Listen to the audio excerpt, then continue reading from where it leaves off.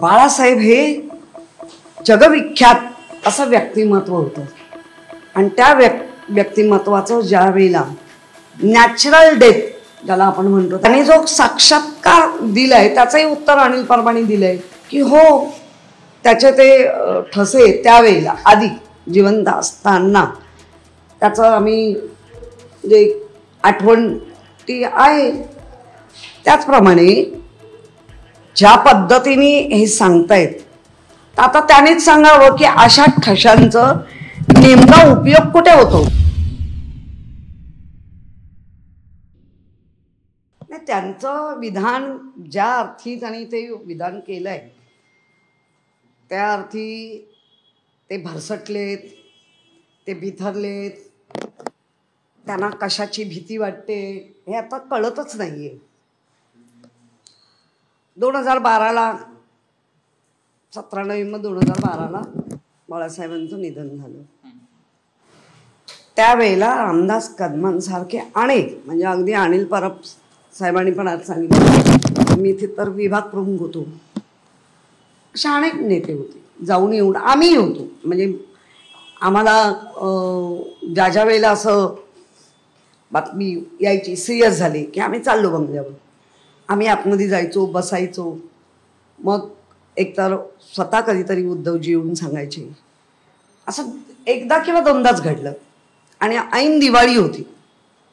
ऐन दिवाळीमध्ये अगदी सगळे ACP DCP सगळे येऊन जाऊन कारण बाळासाहेब हे जगविख्यात असं व्यक्तिमत्व होतं आणि जो साक्षात्कार दिलाय त्याचंही उत्तर अनिल परबांनी दिलंय की हो त्याचे ते ठसे त्यावेळेला आधी जिवंत असताना त्याचं आम्ही जे आठवण ती आहे त्याचप्रमाणे ज्या पद्धतीने हे सांगतायत तर आता त्यानेच सांगावं की अशा ठशांचं नेमका उपयोग कुठे होतो. कारण कुठच्या अशा संस्थांना त्या ठशांचा उपयोग होईल काय होईल.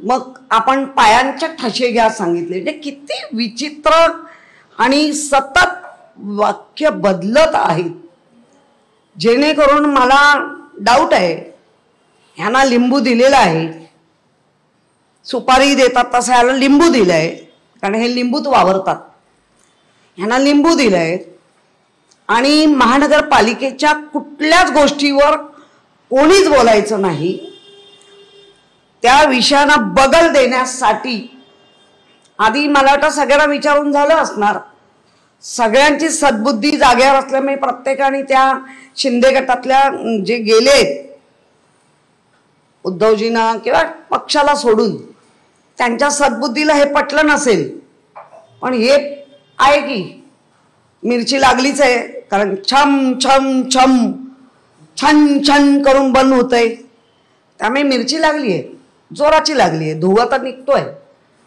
पण निखिलास खोटं बोलतायत.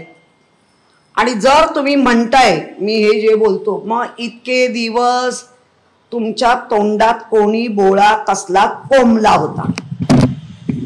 2012ला तुम्ही मंत्री होतात त्याच्यानंतरही सगळं तुम्हाला आत्ता जो साक्षात्कार झालाय तो 12पर्यंतचा आत्तापर्यंतचा काळ हा तुमच्या तोंडात कोणी बोळा कोंबला होता. आणि मी अजून बोलणार आहे म्हणजे एक कडक करत राहायचं. सगळ्या महाराष्ट्रातल्या ज्या आता होणाऱ्या निवडणुका आहेत त्या निवडणुकीला ह्या गोष्टींनी बगल देत राहायचं म्हणजे तुम्ही तुमच्या विकास कामांनी किंवा कशाने पुढे नाही येणार. लोकांना आपण म्हणतो ना जर आपण एखाद्याला कन्व्हिन्स करू नाही शकलो तर त्यांना कन्फ्यूज करून सोडायचं ते बेनं म्हणजे रामदास कदम. आणि त्यासाठी सर्वांनी म्हणजे आपण सोशल मीडियामधनंच सगळं हे तुमच्या इलेक्ट्रॉनिक मीडिया सोशल मीडिया आणि प्रिंट मीडिया पण इलेक्ट्रॉनिक मीडियामध्ये आणि सोशल मीडियामध्ये तर खूप रामदास भाई ट्रोल होत आहेत फार वाईट पद्धतीने होत आहेत पण त्याची चाड नसणारच कारण त्या चाडीपेक्षा आमचा छम छम छम हे चाललाच पाहिजे.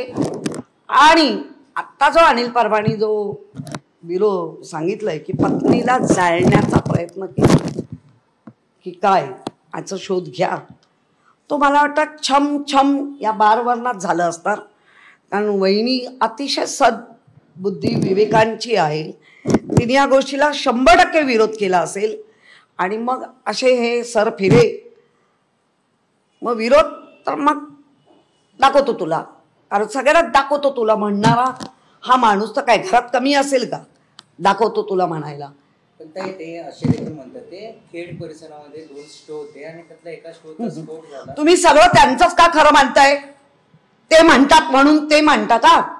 मग तुम्ही आता विचार करा, ते स्टोवरनं आता कुठपर्यंत पोहोचले, हे एवढं सगळं आलं कुठून? प्रत्येक वेळेला त्यांचं खरं म्हणायचं रे आम्हाला प्रश्न विचारतात, आणि ते पण बाळासाहेबांवर ना. म्हणजे तुम्हाला दुसरं कोणीच नाही, ज्या बाळासाहेबांवर दुकान चालवताय त्यांच्या प्रश्न आम्हाला का विचारताय? स्टो होता भडकला असं म्हणताय, कशावर स्टो ढकलला नाही काही? ज्या पद्धतीनं आता बाकडी बघा, किती वर्ष तुम्ही मातोश्रीवर जाताय. मातोश्रीला 2च बाकडी आहेत हे मला तरी माहिती आहे तेव्हापासून. एक ते गेट लावलाय जो ज्याला काय म्हणतो ते आपण आतमध्ये जाताना, हा जो काही तो गेट, आणि एक चौकी आहे बाजूलाच, तिथे पुढच्या चौकीला तर बाकडं नाही आहे. दोन्ही बाकड्यावर पोलीस असतात. म्हणजे आम्हालाही कधी असं वाटलं आतमध्ये गर्दी तर टेकावं तर टेकायला मिळत नाही, कारण दोन्ही बाकड्यावर पोलीस असतात. आणि पोलिसांना आपण सांगू नाही शकत जरा सरका म्हणून. आणि 2012 तर अगदी आत्ता, म्हणजे जे त्यांचं म्हणणं आहे आत्ता तर आम्ही तर पदावर 1992 लावलं. मी तेव्हापासून बाकडी कधी मातोश्रीमध्ये पाहिली नाही. आता हे कुठल्या बाकड्यावर झोपलं आणि एवढा मोठा नेता बाकड्यावर झोपतो, याचा अर्थ तुमची पहिलीच लायकी ओळखली होती वाटतं, किंवा तुम्हीच लायकी दाखवत होता वाटतं. काय समजावं काय? त्यामुळे रामदास कदमांनी थोबाड आता मिटावं. कारण नसताना गटारगंगा वाहत राहू नये. मुलग्याच्या पदाला धोका निर्माण होऊ शकतो. पाठराखण केली आहे, अशा अनेक गुंडांची पाठराखण होतीये, तसेच चुकीच्या कामांच्या लोकांची पण पाठराखण भर स्टेजवरनं सांगितली आहे, नो प्रॉब्लेम. पण किमान अजूनही एवढीशी तरी भारतीय जनता पार्टीमध्ये काहीतरी शिल्लक आहे, आणि ते हे सहन करणार नाहीत. त्यामुळे मुलाचं आलेलं मंत्रिपद टेकवा.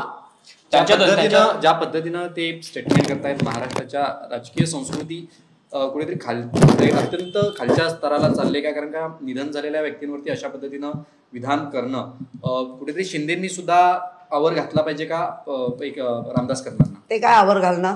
त्यांनी तर 2022 पासून संस्कृतीचा ऱ्हास करायला सुरुवात केली. तो काय कोण कोणाला आवर घालणार? ऱ्हासच होत चाललंय. त्यामुळे आवरचा प्रश्नच. आणि हे आवरणार नाहीत.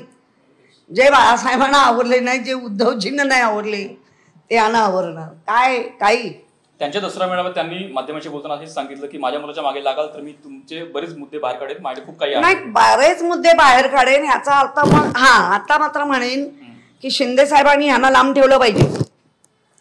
तुम्ही जे जे काय करताय ते सगळे हे नोट करताय. जसं उद्धवजींना ब्लॅकमेलिंग खोटं करतायत, तसं तुम्हालाही करायला कमी नाही करणार.